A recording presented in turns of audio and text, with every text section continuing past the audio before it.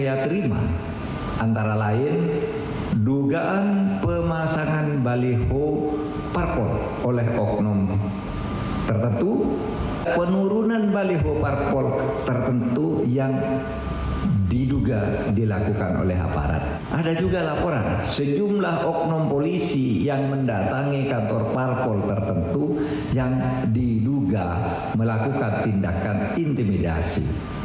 Aktivis dan masyarakat sipil juga melaporkan terjadinya intimidasi yang diduga dilakukan oleh aparat terhadap aktivis kebebasan untuk berekspresi.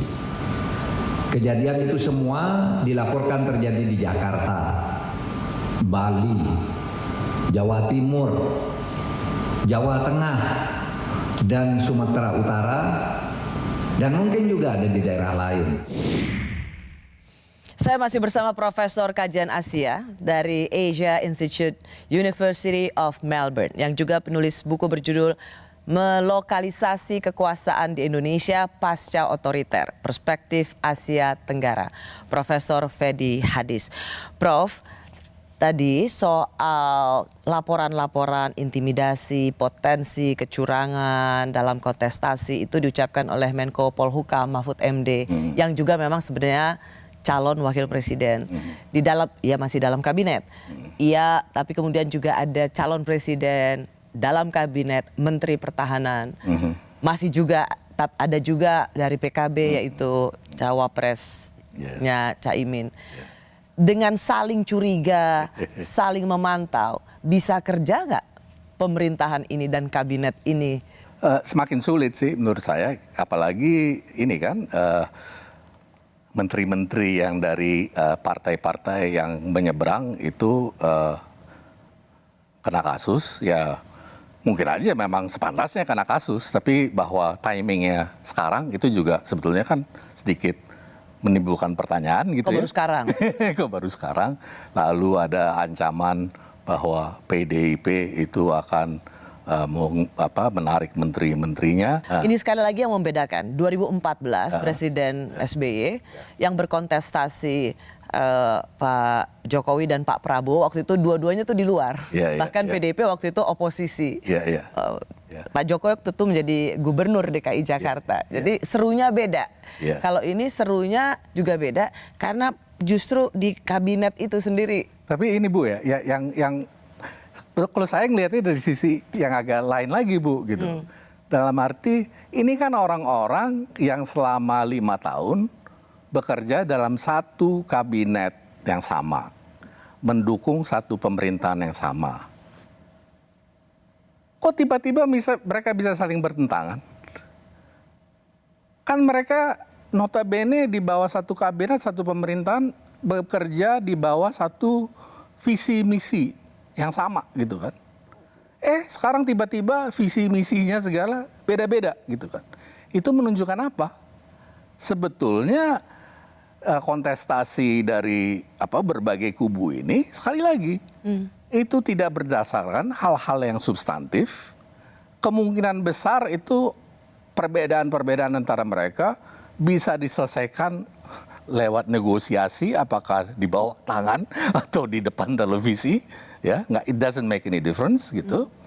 Tapi yang jelas adalah bahwa mereka itu sekarang, jadi setiap 5 tahun mereka berkompetisi untuk menentukan di mana siapa di antara mereka yang paling mempunyai otoritas terhadap semua alat yang bisa ditarik ke sini, ke sana untuk menentukan sumber daya negara itu perginya kemana. Anda memang sangat fasih dan banyak melakukan penelitian tentang oligarki kekuasaan. Jadi ini sebenarnya tentang perebutan kekuasaan berdasarkan sumber daya mana yang bisa dipakai. Jadi kalau kita contoh nih ya, Prof. Fedi. Kemarin seharusnya Kapolri dipanggil Komisi 3, tapi diwakili oleh Kabar Harkam Komjen Fadil Imron.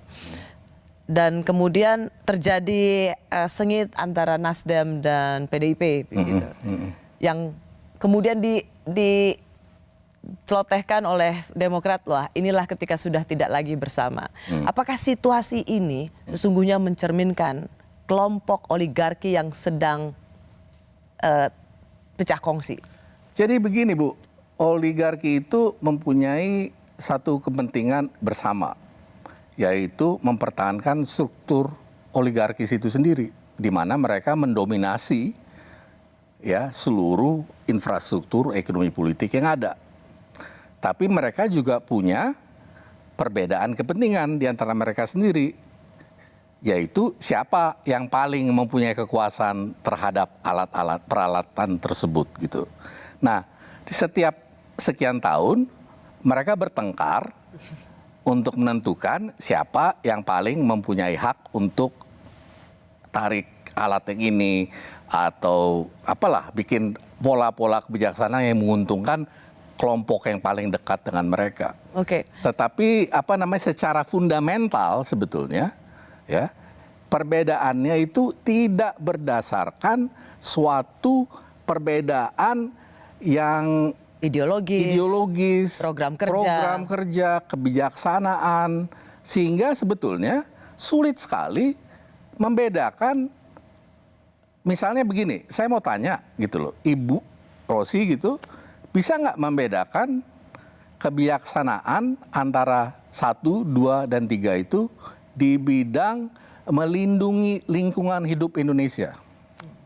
Ada nggak perbedaan di antara mereka? Nggak kelihatan apapun sih. Padahal pemeliharaan biodiversitas, melindungi rakyat dari efek-efek dari perubahan iklim dan sebagainya, penghancuran lingkungan lewat proyek-proyek pertambangan dan sebagainya, itu adalah sesuatu yang sangat penting dan mempengaruhi kehidupan rakyat banyak dan menghasilkan banyak uang buat segelintir orang gitu loh. Apa perbedaan dari 3 orang itu di dalam bidang perdebatan tersebut?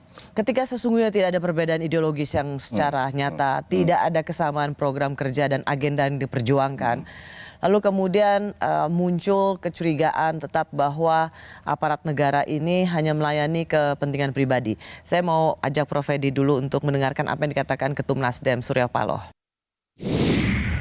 Maka hari-hari ini kita melihat betapa banyaknya upaya membawa negara dan aparaturnya melayani kepentingan pribadi dan golongan.